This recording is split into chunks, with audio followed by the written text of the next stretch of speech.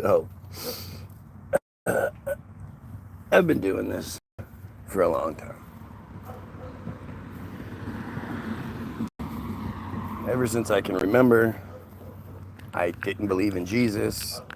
I thought the system is against us, like something isn't right about what we're being told.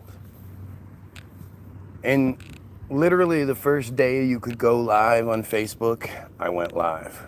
Prior to that, I had been making short 10, 15-minute videos doing the same thing, just not in a live capacity. So it was limited. But as soon as I could, I was proud to show my face, show who I am, and talk about what I believe. And a lot of that comes from knowing that I'm right, that I'm on the good side, right? I'm telling the truth. I'm looking out for my people. You know, my fellow Goyim. I'm your biggest fan, right?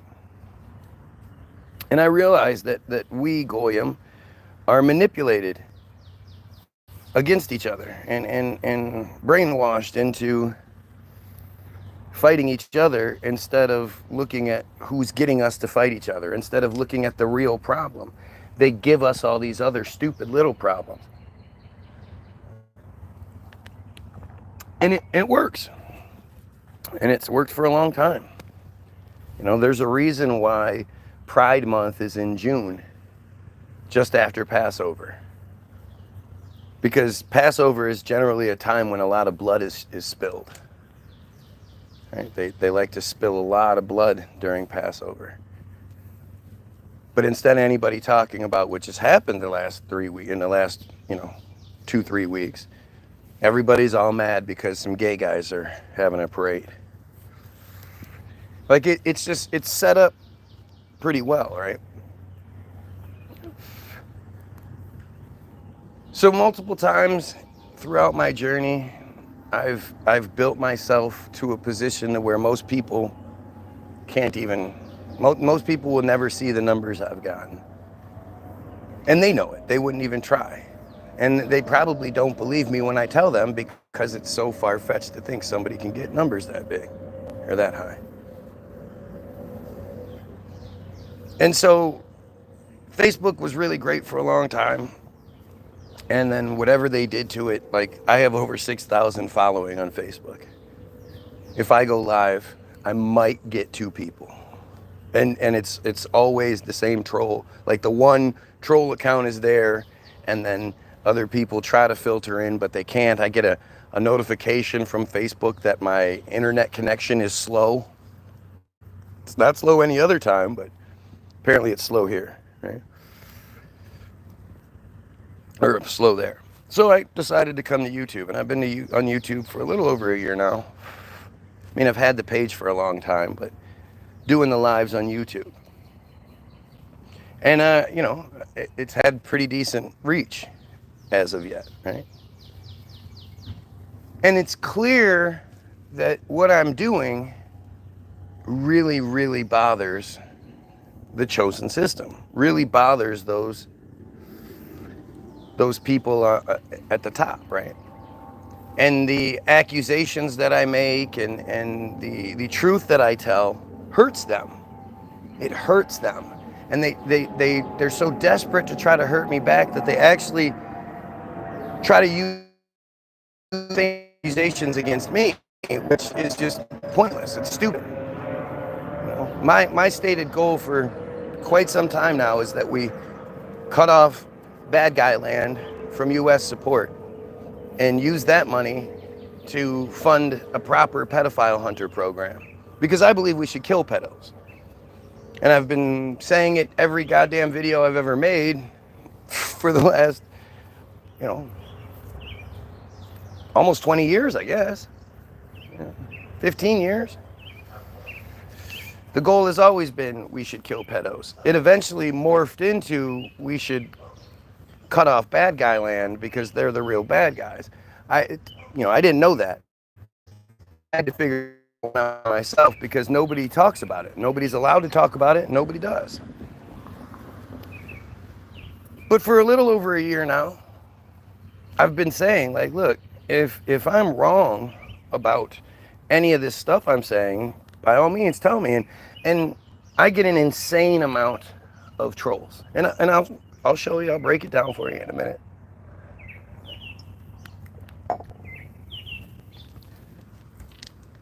But there's always these trolls that try to talk about me. They're clearly obsessed with me. And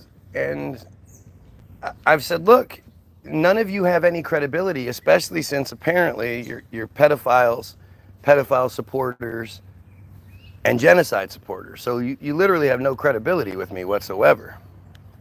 And I knew long before the 2023 story came out proving it, that, I mean, it's common sense. Like, why would they give us social media for free? It's a pretty huge network. It's a pretty huge system. And sure, they do make money off of advertisement, but you know, there's 2.9 billion, there was 2.9 billion users on Facebook a few years ago. It's probably a lot more now. But oh, finally somebody's like, so you know how I've been challenging them to make a video, show me that you're a real person, right? Somebody comes in today and says, go search Guy Williams sucks, search Guy Williams sucks. So I look, there's the anti-Guy page has been created. And in the last 24 hours, they've made 4 videos, all of which are edits. Not one video shows a person talking about how Guy Williams sucks.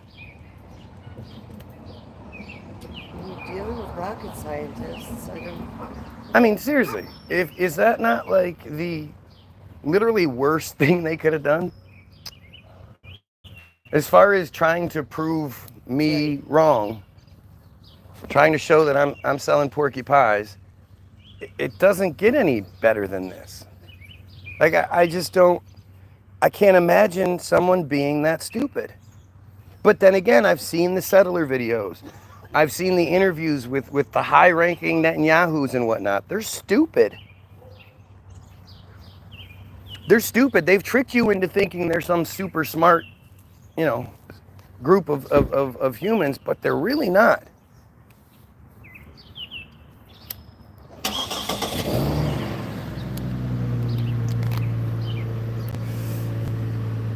And I just, it's fucking fascinating. You want to see them? Wait, you got to see some of these.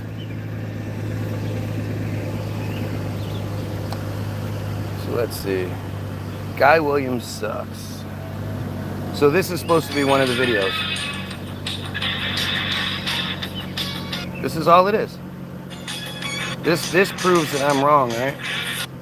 So let's go to here. Let's look up. Here's some videos that were made. Here's the long video, right?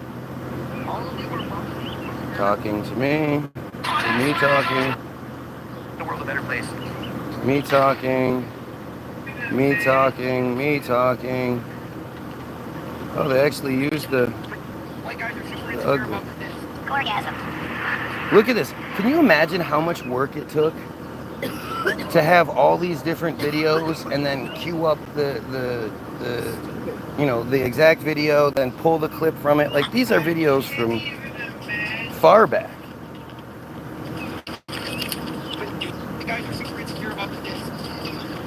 Look at it. There you go. Better? It's different. It's so strange. See that? So again, here's another video, different day. Not one video of somebody talking that says Guy Williams sucks. And it has 7 views, 7 comments. Let's see. I'd like to have a talk with this wise guy. No, you wouldn't. Oh, a talk. See, there's a threat. We're threatening now. And then they say J. Crew reporting, blah blah blah. Like, this is exactly. So this proves me wrong, huh? Oh yeah. Real people gonna talk about anything I do. This is what they do. This is when I challenge them to prove themselves legit. This is what they do. And maybe they did it so that I would play it on here and then it would have the song. I would play the song long enough to get the video shot down, but I'm not that stupid. I'm not you stupid. You know, it's shocking. So like I said, over a year ago, I made this challenge. Like, if you're real, just prove you're real. And there's been thousands of profiles that have come through under the same sort of moniker here, that they are they acknowledge that they're the pedophiles. They acknowledge that they're the, you know, they're the chosen system behind this. They've acknowledged it many, many times through their stupidity. And to think, the one time somebody supposedly does take me up on my challenge, they spend the time, like that one video that's 5 minutes long, that took some effort to make. To think you have so many different, all of my videos, I guess, saved. You've saved my videos, and you have all of your favorite bits queued up so that you can go right to them. Like, I wonder how long that video actually took to make. It was definitely longer than it would have taken to make a quick 2-minute looking at the video showing your dumb face. Yet for some reason they don't want to. Look at these dumb comments. Look at how dumb they are. And to think, like seriously, if this was any sort of bother to me, wouldn't I just remove it? Wouldn't I just block them? Instead, I allow them to be here so they can prove the point. They say just as much, if not more, by not saying anything or by saying other things, right? I'm talking about direct stuff. I'm talking about we should kill pedos. I'm talking about we should eliminate the J control system, the bad guy control system.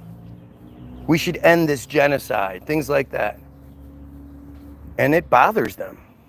It bothers them so much that they make this 5-minute video about me. Like, that's, ooh, I'm supposed to be bothered by that? You ever seen anything like this? I never have. I've never seen anything, no other truther says anything close to what I'm saying.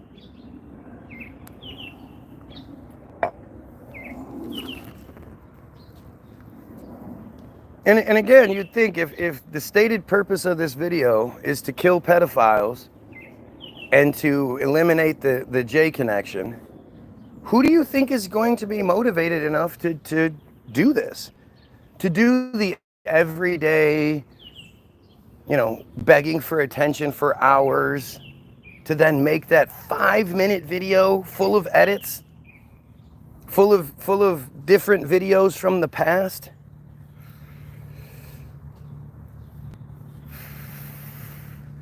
Really bothered them when I said white guys are insecure about their penises.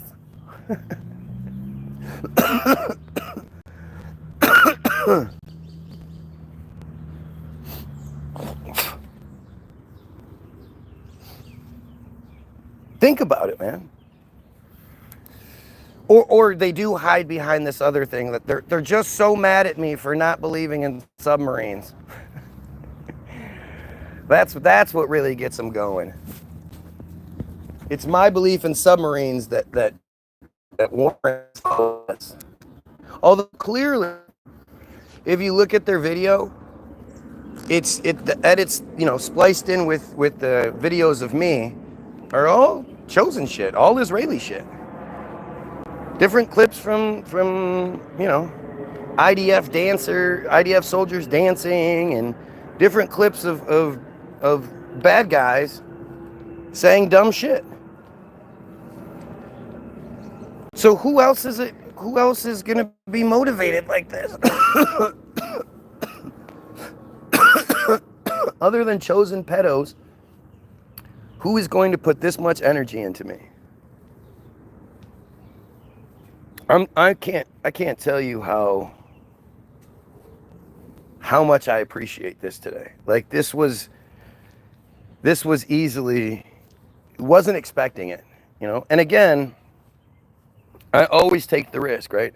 I could have easily gone to one of those videos and it is a guy sitting there, you know, black guy, you know, whatever, an obvious white guy, not, because, you know, they're not white. They don't consider themselves white, so I don't consider them white guys. But it could have been anybody, and they could be laying out points. Well, Guy Williams sucks. He says this, and he's wrong because of this, and he says this, and he's wrong because of that, and he doesn't think that we're real people. Well, I'm a real person, and blah, blah. It could have been that. It should have been. If you would have asked me, I would have just assumed they're never going to make the video, or they would eventually like hire somebody or, you know, pay somebody to say some shit. I definitely wouldn't have thought they're going to make a 5-minute long video with a bunch of saved clips and, you know, spliced in with a bunch of J propaganda bullshit. Like that wouldn't have been my guess. So here, we're gonna prove some points here. So here's the first video.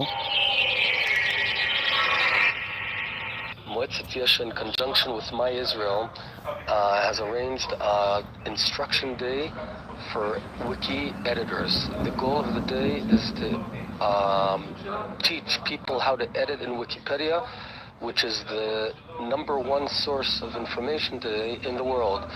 As a way of example, if someone searches the Gaza flotilla, we want to be there. We want to be the guys who influence what is written there, how it's written, and to ensure that it's balanced and Zionist in nature. I came here to Okay, so that guy, at the time that was made, that's 2010, he is a future prime minister. As of now, he's a former prime minister. But he's always been an operative. He's always been an Israeli intelligence operative. And in that video, he knows he's being interviewed. He knows he's on camera. And he's choosing the words that he thinks are like the softest. Like he's trying to explain things, but in his mind, not saying too much.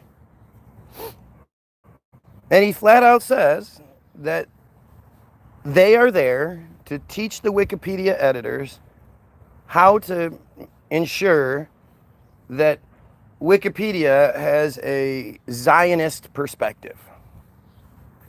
If somebody searches this, we want to be there to influence what people think, and he says all this.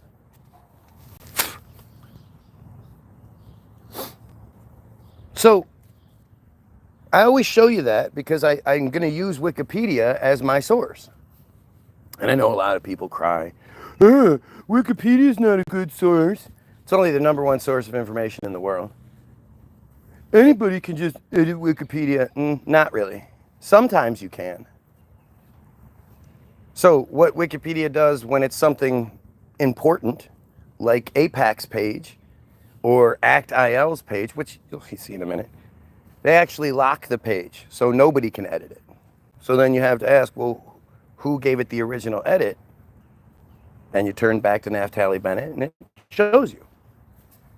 The pages you can edit, you might be able to make your edit, but it then sends the signal to Wikipedia letting them know that there was an edit made.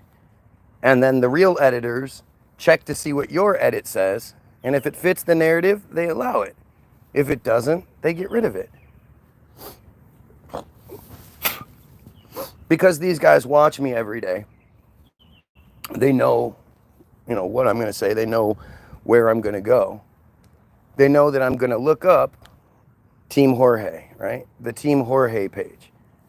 A couple days ago, they bragged about it. Oh, yeah? Can't edit Wikipedia, huh? Go look at the Team Jorge page. Because they probably said something stupid. Guy Williams is dumb, blah, whatever, you know. By the time I got to it, the edit had been removed, proving the point. Right? So you can easily hide from the information at hand if you're going to tell yourself that Wikipedia isn't a good source or something along those lines, right? Like you can do that, but that way you don't have to answer for, any of the stuff that gets brought up, I guess. But everything I talk about is well documented. So first we're going to talk about Team Jorge. Okay? You can look this up yourself. Team Jorge. If you want to look up the actual news articles, you have to put Team Jorge Israel in. But because I've looked it up so many times, it just comes up like this. But it actually shows you here. It's Wikipedia is the first entry, so it's the summary of the articles in the way that they want it presented. Right below it, you see the Forbidden Stories article, the Guardian article, the Palestinian Institute for Public Diplomacy article. What's this? This is an actual YouTube. Let's see what this says. I haven't seen this yet. K-12 makes going back to school easy. We deliver an education that takes your child beyond. Let's see. Sam Bradley has this story This for is us France from 24. Tal Hanan is a 50-year-old former Israeli Special Forces operative known by his pseudonym Jorge. As part of a remarkable investigation, undercover journalists met with Hanan posing as consultants working for a businessman looking to delay the holding of an election in Africa. During their meeting with Hanan, they secretly recorded what he said, and they heard Hanan boasting of how he had already influenced the results of 33 presidential elections. Hanan's team, known as Team Jorge. If you don't care, then why do you keep coming back? Why do you make fake videos? Have operated over the past couple of decades in many countries around the world, including in Africa. To give you just a few examples, it's alleged that in 2019 here in Senegal, they used thousands of online bots to spread disinformation that would ultimately help President Macky Sall win re-election. In last year's election in Kenya, during the run-up to that election, it's alleged that they hacked top political aides, particularly via the channels of Telegram and Gmail. It's also alleged that in the 2015 election in Nigeria, they launched a cyber attack on the phones of opposition candidates. Now, since this investigation has been published, Hanan has denied all wrongdoing. But what we're yet to see is politicians in Africa and across the world respond to the allegations that they used Hanan's bag of dirty tricks, notably hacking and disinformation campaigns, to subvert democracy. Interesting how, again, it's all about, only the black countries, don't worry, we only did this in black places. We didn't do this. They're not going to talk about the 2016 election that supposedly Russia interfered with, but they never show you any examples or proof of that. Okay. But you have to believe that when clearly, not just Team Jorge, but AIPAC and all that definitely interfered in the election. Do you guys know that according to AIPAC, according to them, the AIPAC yearly annual policy conference, just think about what that is. The AIPAC policy conference is an event held by AIPAC that they say is second only to the State of the Union address for the amount of government officials, agents, delegates, all that shit that are present. At no other point in government, in litigation, anything, legislation, anything like that, do that many bipartisan government agents come together. But they come for the AIPAC policy conference every year. Like, if you're this proud American, you're a veteran, you fought for your country, blah, blah, blah, this should bug the shit out of you. Why are your government officials only able to get together and work out problems at the APAC policy conference, where they don't actually fight about anything?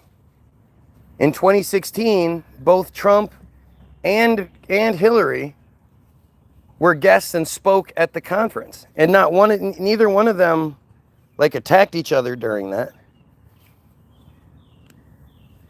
Isn't that amazing? Like again, what red-blooded Americans hear these things and go, yeah, I don't care. You believe in submarines is what matters. Like, it's one thing when you don't understand it because it's not very well covered. It's hidden from you. They hide it from you. But when you realize that AIPAC is in so much control of the government and of the rules and regulations and all that shit, like, shouldn't that bother you a little bit? That's what I don't understand. If you're this American, you're this proud American, you're a vet, you fought for the country, you fought for freedoms and all that shit, why don't you care that a foreign country runs this country? And brags about it like it's not even a secret. It's a secret to us, but it's not, they all know it. Some 80% of Congress is bought and paid for by AIPAC. Congress, you try to run something by a congressman, and they'll say things like, well, I have to talk to my AIPAC guy first. Like, this shit is I could understand people like dismissing it, some conspiracy theory bullshit kind of stuff, if it wasn't so obviously true. If they didn't just brag about it and not care what you think. Because that's what it really comes down to. They know you can just look this shit up. It's not like it's some this message will self-destruct and fire. Nothing like that. This is Wikipedia. This is the #1 source of information in the world. This is what they want us to know. And trust me, there's a lot more to it than what they want us to know. And what they want us to know is like, this is the best they can spin it. They've spent a lot of time and effort trying to spin everything and word everything so it fits their narrative and it doesn't make them look too bad. And this is the best that they can come up with. Like, it's pretty fascinating, really. So,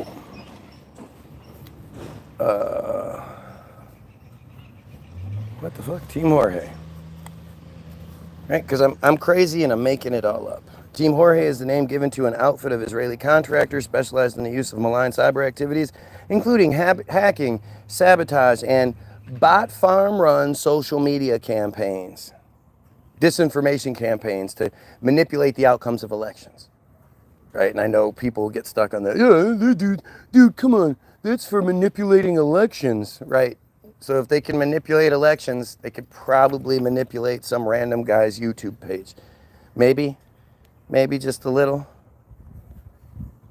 One of the organization's primary tools is a software package called AIMS, Advanced Impact Media Solutions. The group was exposed in February of 2023, after an award-winning undercover operation by journalists from Israel and France as part of a consortium of investigative journalists coordinated by Forbidden Stories. It's basically the same thing that that news article was talking about, except they left out some important bits. The organization has been active since at least 2015 and boasts of having manipulated 33, gotta love that, 33 presidential elections worldwide, many of them in Africa, four or more, many is 4. And it's interesting how they continue to like show the African ones, only the African ones.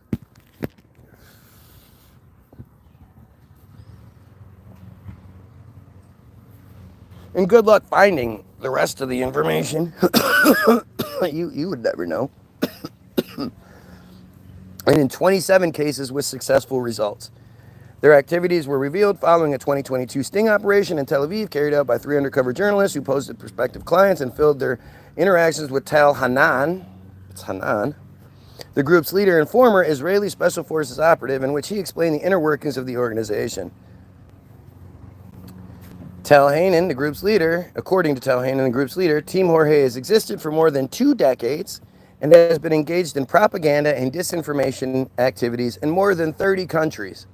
We're only going to tell you about Africa, though. However, its first documented activity dates back to 2015, just before the presidential election. Their services have been available to government intelligence agencies, political campaigns, and private companies that wish to covertly manipulate public opinion. One of the organization's primary tools is a software package called AIMS, or Advanced Impact Media Solutions. The software automates centralized control of thousands of fake social media profiles on Twitter, LinkedIn, Facebook, Telegram, TikTok, and others, YouTube included. Don't know how it can be more clear-cut than that, but here, let me try. Let me see what I can do, right? So now we're going to look up ACT-IL. Team Jorge is available, is able to be edited. ACT-IL is not. ACT.IL. ACT.IL was a social networking service used by supporters of Israel to oppose online anti-Israel content such as the BDS movement, boycott, divestments, and sanctions. Its activities were referred to as an online propaganda campaign and a virtual situation room for pro-Israel experts. ACT-IL directed its users to, quote, missions to like, comment on, and share pro-Israel material on social media. It also asked users to flag, report, and respond to criticisms of Israel. Users were guided on how to respond, which might entail writing a reply using the provided talking points or sharing or upvoting an allied comment. The app also provided users with ready-made memes promoting Israel's perspective for them to share. By completing missions, users earned points, unlocked badges, and had their scores displayed on leaderboards.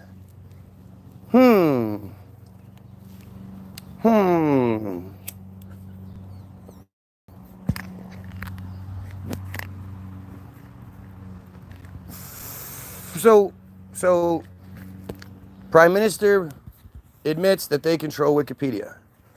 Then use Wikipedia to show you how they use bot farms to manipulate social media and attack critics of what they're doing. Also showed you how they employ the average everyday chosen to do the same thing and earning points, badges, prizes in the process.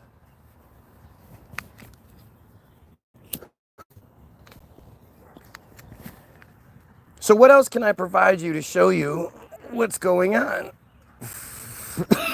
I mean, I can encourage you to look at the comments and notice how not one of the comments actually addresses what's being said. Isn't that strange? Are we supposed to believe these are non-pedophile, red-blooded Americans who just don't give a shit about a foreign country, a cult controlling, pulling our strings?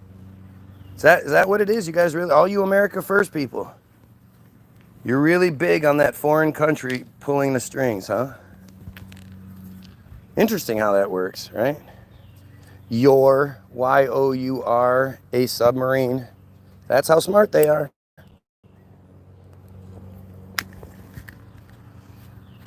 This is the best they can come up with. I just happened to look down.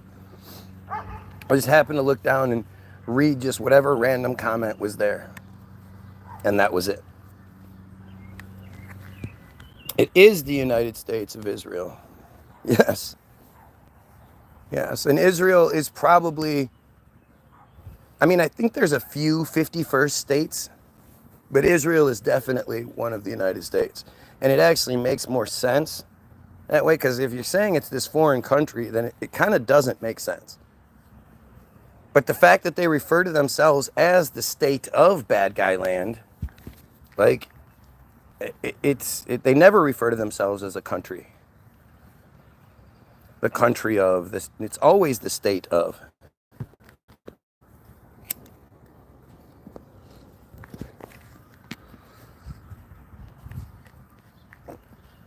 The funny thing is again, I've if you really want to talk about submarines, just go watch the first 9 parts. I made 9 fucking videos, at least, where we went at it day after day after day, going through Wikipedia, reading all the different entries and the narrative that's given to us, seeing if it made sense. And it doesn't. And if you really want to talk about submarines, go talk about it. Go to any one of those videos and debunk any point being made in said video. You won't. You can't. You just want this video to be about what those 9 videos are about. And never mind the genocide happening. Never mind all the pedophilia. Never mind the fact that the United States is controlled by another country. We should be talking about my belief in submarines. Because that's what really matters. More than anything else. It's so important that people will, spend hours and hours trying to get my attention to change the subject of the video I'm on. They won't watch the videos that are already about it, but they want me to change the subject and talk about this, while claiming no one cares. We don't care. You just come here every day. Because out of everything that exists online, all the YouTube videos that exist, Hulu and everything on TV, all the DVDs that have ever been made, all the other platforms that my old ass doesn't know about that you can watch things on, out of all of those things, I am the most important. I am the most entertaining. Ooh, ow, that hurts my feelings. I just, this, it's weird for me how easy this is, right? Like, it's not like I struggle with trying to prove the point. It's not like I am looking up all this hidden information that no one can find. And hey, who's that blonde? Not blonde. It's pretty. who? It's so interesting how desperate this whole thing is. All of these people commenting are so mad because I think we should kill pedos. Because I think we should eliminate the J control and therefore stop this genocide that's happening. They don't give a shit about the genocide. They want it to continue. They don't give a shit, or they want the pedophilia to continue. They don't want to stop it. They don't want to make things harder for them. They don't ask pedos to kill themselves every single day. Do the world a favor. We live in a society where we, the people, aren't allowed to handle this how we'd want to.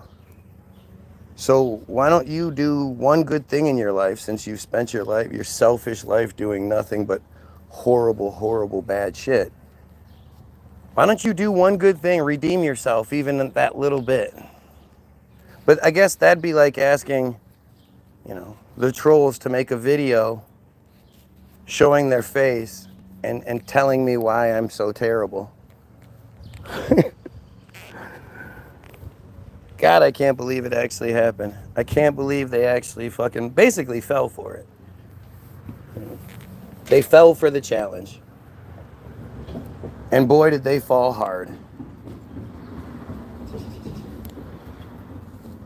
The only thing I ask in the video is that you show your face and talk. I don't care what. Yes, and you could say any horrible shit you want about me. I'm not worried about it. Just show your face and show that you're a real person, and you'll gain some credibility. One thing. And they don't do it.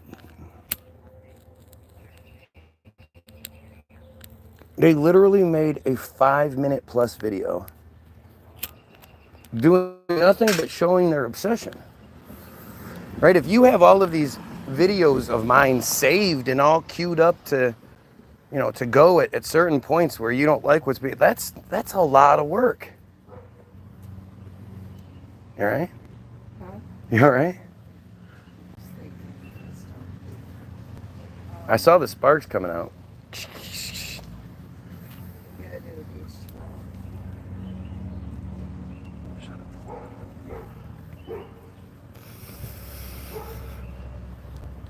I mean, think about how insane that is, man. Think about it. Just make a video showing your face, talking about me. Do you know how much less work that would be than making this 5-minute long edited video with all of these other pieces spliced in, and every single piece spliced in is Israeli shit. Is J stuff.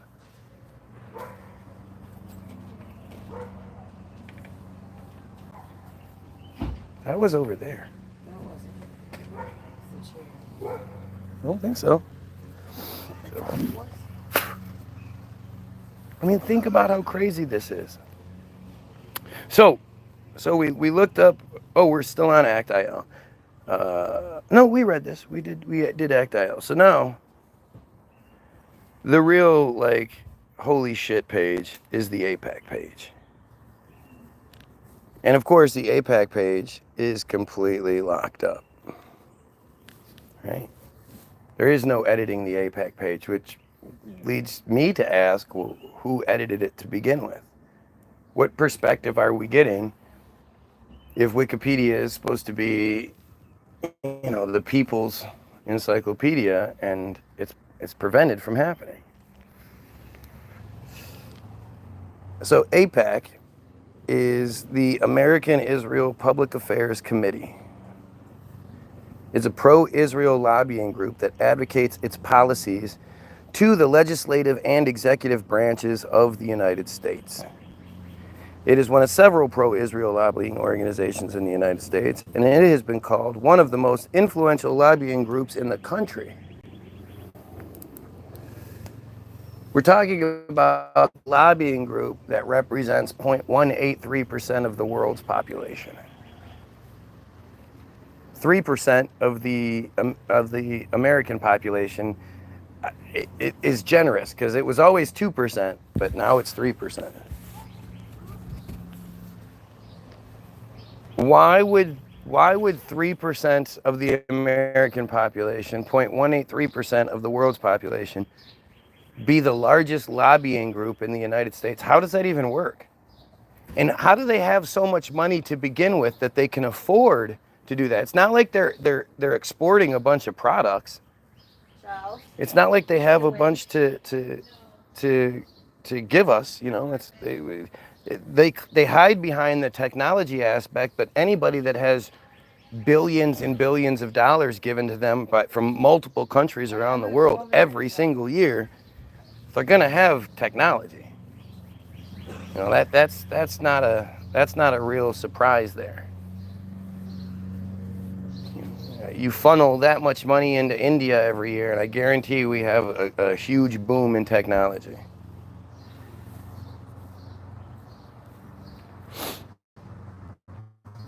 So again, think about this. Right now, Yeah, but India's giving their people to who? To be slaves?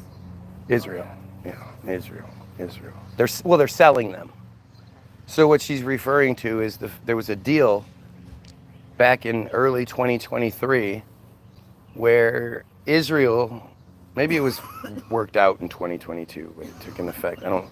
But Israel bought 42,000 supervised laborers or slaves from India, who were only allowed to do 38,000 were earmarked for construction jobs, and the other 4,000 were for elderly care, because even they don't want to take care of their own old people. They weren't allowed to come to Israel and make a life for themselves. They were there to do the job that the Palestinians were forced to do. And it's not like there was a surplus in jobs, so it's almost like they were preparing for some sort of catastrophe where their workforce would have been completely decimated. Huh. Oh well, probably not worth thinking about, right? Well, and right before we signed the thing that said that we would give our troops to them to fight on their behalf. Oh no, we didn't sign that. That's part of the, that's like part of the memorandum of understanding thing. But no, what she's referring to is that, so from January 2023 up until October 7th, 2023, every Saturday, the Israelis would protest the fact that the executive branch and the legislative branch weren't getting along. And it was basically because the executive branch, no, the judicial branch, sorry, the executive branch and the judicial branch. The executive branch, which is the prime minister and whatnot, was, quote, trying to limit the power, the ability to scrutinize the decisions that they didn't want the judicial branch to be able to scrutinize the decisions that the executive branch was making. And if you'd been paying attention to the story the whole time, again, most of you had only paid attention since the false flag on October 7th, where no Israelis were killed or taken hostage. So you don't even know about this because this is prior to it anyway. But, oh fuck, I forgot what I was saying. The troops. No, I know. Oh yeah, the troops. So they were doing this protest because the two government branches weren't getting along. So the people were coming out, and the only time that the judicial branch ever really opposed the executive branch was in killing Palestinians. The executive branch had wanted to do a lot more killing of Palestinians by that point, and the judicial branch would step in and stop it, apparently. But that was the only thing that there was ever any sort of controversy over. They basically agreed on everything anyway, at least on the surface. Obviously, what we're shown is a show. But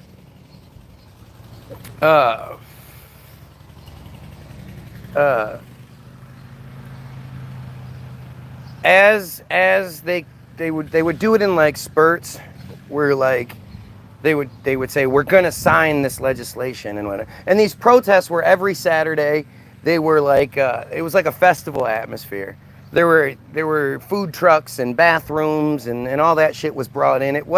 There was never any situation where these violent, you know, because they're very violent, abrasive people with their protests were attacked by the military. If anything, they would show, like on the hottest days, they would drive by with the water cannon trucks and the water would be like arcing. You know, it would just be coming out so they could get relief. It wasn't full power blast them to the fucking groundwater. It was an arc. It was just silly.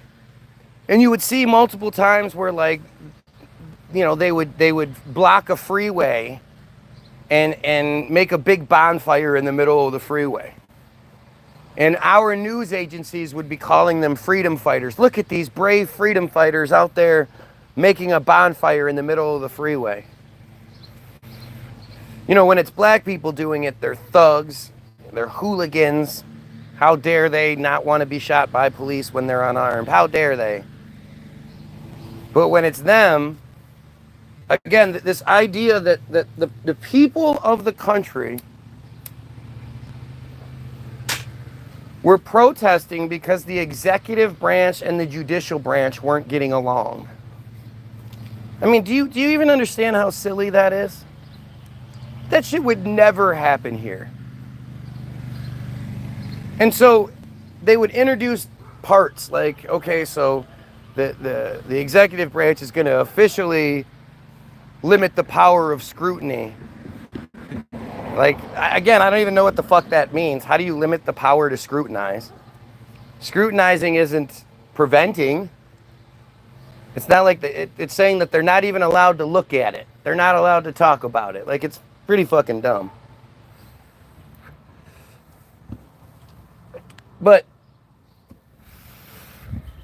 at different points, when that would happen, there would be a response in that the people, because Netanyahu believes that at 18, every Israeli should have military service, therefore making them a reservist if ever needed, right? They can always be called up. So in response to the executive branch and the judicial branch not getting along,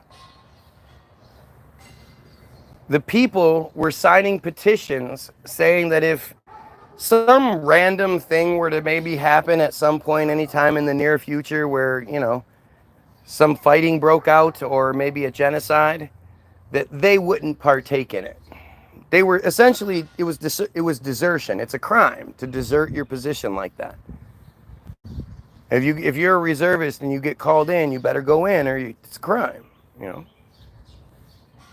But they would sign these petitions by the tens of thousands saying, well, if some random thing happens, we're not going to fight. They're not signing the random petition to stop the slaughtering of the Palestinians. You know, they're not signing anything for anything like, you know, real. They're doing it because the judicial branch is limiting the power of scrutiny, or the executive branch is limiting the judicial branch's ability to scrutinize decisions. That's what these people are protesting in this very unique way of saying, if something were to pop off, well, we won't fight. If that's not set up, I don't know, like, if I was an investigator, it seems like it's a pretty obvious, like, you know, it's obvious that there was forlorn knowledge. They knew what was going to happen. It's obvious. That type of response has never happened in recent or any sort of modern Israeli history, where for some reason the people just, in this one instance, they're like, no, we're not going to fight in any upcoming genocides. You know, that's the only way we're protesting. And so, because of that, you had Jake Sullivan reassuring Netanyahu that for every one soldier or every one person that pledged not to fight, we would provide them 2 soldiers in response. It wasn't even like legislation or anything. It was just this pledge. You know, there was no vote on it. There was no, and even if there was, it wouldn't matter since everybody that would vote on it is AIPAC. That's why, you know, everything that's blatantly pro-Israel passes by like 80% or more. You know, there'll be the within the 20% of people that maybe vote against it or just don't vote. But an easy 80% goes with what happened, right?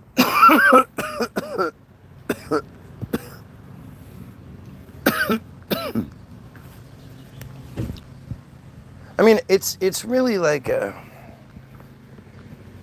you know, the whole AIPAC story is bad guy land good or bad? They're the worst, the absolute worst, right? The absolute worst. You know, you make a good point. We don't have enough viewers, so let's go for a third attempt. Pedophiles, kill yourself.